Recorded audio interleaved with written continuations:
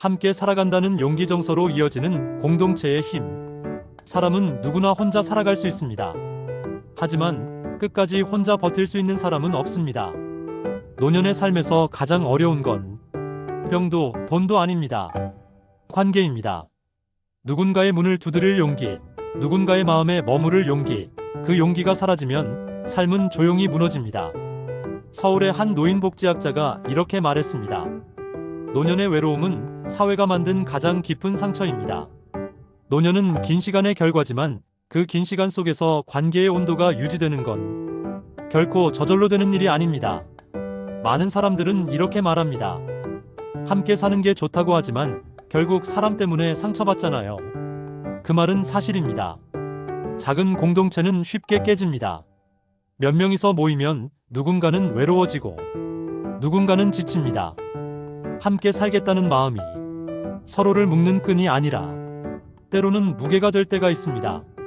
그래서 시니어랜드는 작은 공동체를 설계하지 않았습니다. 시니어랜드의 기본 단위는 12가정입니다. 한 가정은 부부 또는 1인 세대, 그 12가정이 모여 하나의 생활권을 이룹니다. 이건 단순히 숫자의 문제가 아닙니다. 정서적 균형의 최소 단위, 서로를 지탱하되 상처 주지 않는 거리의 설계입니다. 12가정이면 모두가 서로를 알 수 있으면서도 어떤 관계에도 강요가 없습니다. 하루의 리듬이 다르고 성격이 달라도 그 다름이 부담이 아니라 완충이 됩니다. 너무 가까워서 상처받지 않고 너무 멀어서 외롭지 않은 거리. 그게 바로 시니어랜드가 만든 정서적 안전거리입니다. 경기도 남쪽의 어느 시니어랜드 단지. 아침 햇살이 복도를 따라 천천히 번집니다. 문이 하나씩 열립니다. 좋은 아침이에요. 오늘은 운동 가세요? 낮은 인사가 건네지고 그 인사로 하루가 시작됩니다. 그 인사는 의무가 아닙니다. 누구도 강요하지 않습니다. 그냥 서로 존재를 확인하는 말입니다. 그것만으로도 사람은 살아갑니다. 이곳의 한 어르신은 이렇게 말했습니다. 여기선 혼자여도 혼자가 아니에요. 혼자 있고 싶을 땐 아무도 건드리지 않고 누군가 필요할 땐 바로 옆에 있어요. 그 말은 시니어랜드가 가진 철학의 한 줄 요약입니다.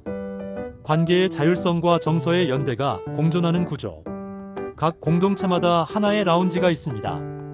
커피 향이 은은하게 퍼지고 식사 후 함께 책을 읽거나 영화를 보는 공간입니다. 누군가는 말이 많고 누군가는 조용합니다. 하지만 누구도 누군가의 다름을 지적하지 않습니다. 여긴 말이 없어도 괜찮아요.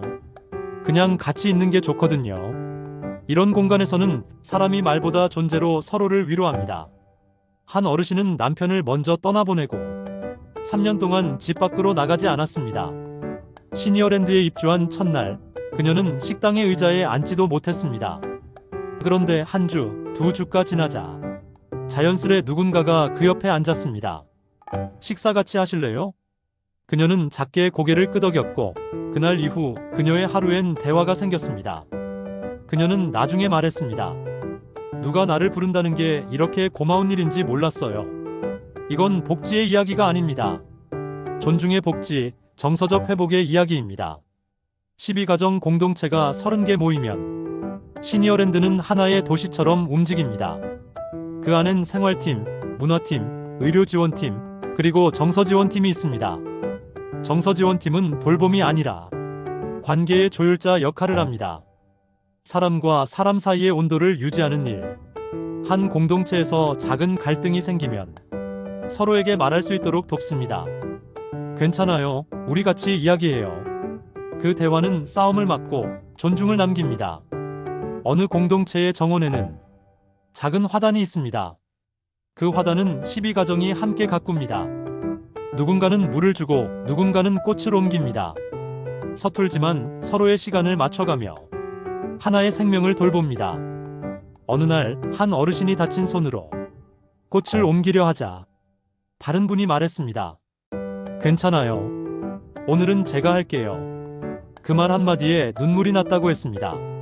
살면서 누가 그렇게 말해준 게 오랜만이었어요. 이게 바로 함께 산다는 것의 힘입니다. 시니어랜드의 공동체 구조가 특별한 이유는 이 모든 연결이 강요가 아닌 자연스러움에서 비롯된다는 점입니다. 모든 가정엔 각자의 리듬이 있습니다. 새벽 기도를 하는 분, 낮에 산책하는 분, 밤에 음악을 듣는 분. 하지만 그 리듬이 부딪히지 않습니다. 복도와 공간의 설계 자체가 소리의 존중을 기반으로 되어 있기 때문입니다. 한 건축가는 이렇게 말했습니다. 시니어랜드의 건물은 사람의 마음을 설계한 구조입니다. 벽의 두께, 창문의 위치, 조명의 각도, 모든 게 관계의 거리를 고려해 설계되었습니다. 그래서 여긴 단순한 주택이 아니라 정서적 안식처가 됩니다. 함께 산다는 건 결코 쉬운 일이 아닙니다. 누군가와 하루를 나눈다는 건 그만큼 서로의 약함을 마주하는 일이기도 합니다. 하지만 시니어랜드의 공동체는 그 약함을 숨기지 않아도 되는 곳입니다. 누군가의 눈물이 불편함이 아니라 함께 흘릴 수 있는 용기가 되는 곳. 어느 날 한 어르신이 심장 수술을 받았습니다. 3일 동안 자리를 비우자 공동체 사람들은 순번을 정했습니다. 오늘은 내가 병원에 갈게요. 내일은 내가 가서 과일 좀 사갈게. 그는 퇴원 후 이렇게 말했습니다. 피부치는 없어도 마음부치는 생겼어요. 이 한 문장이 시니어랜드의 철학을 대변합니다. 피로 맺은 관계가 아니라 마음으로 맺은 가족. 이곳에선 끝이 없습니다. 누군가의 마지막 순간까지 함께하는 사람과 시스템이 있습니다. 사람이 세상을 떠나도 그의 방은 며칠간 그대로 둡니다. 함께 지낸 이웃들이 모여 짧은 감사의 인사를 나눕니다. 당신과 함께 살아서 좋았습니다. 그 말로 삶의 한 장이 마무리됩니다. 죽음이 두렵지 않은 이유, 그건 함께 살아냈기 때문입니다. 시니어랜드의 공동체 구조는 그 어떤 시설보다 느슨하지만 그 어떤 가족보다 끈끈합니다. 그 이유는 여기가 돌봄의 공간이 아니라 존중의 공간이기 때문입니다. 누군가를 관리하지 않습니다. 누군가를 통제하지 않습니다. 다만 서로가 서로를 존중합니다. 그 존중이 삶의 마지막을 따뜻하게 만듭니다. 12가정, 30 공동체. 이건 단순한 숫자가 아닙니다. 한 사회가 버틸 수 있는 최소 단위입니다. 이 구조가 있어야 복지가 지속됩니다. 이 구조가 있어야 정서가 회복됩니다. 작은 공동체는 쉽게 깨지지만 12가정은 버틸 수 있습니다. 서로를 지탱할 여유가 있고 다른 그룹과의 교류를 통해 관계의 숨통이 트이기 때문입니다.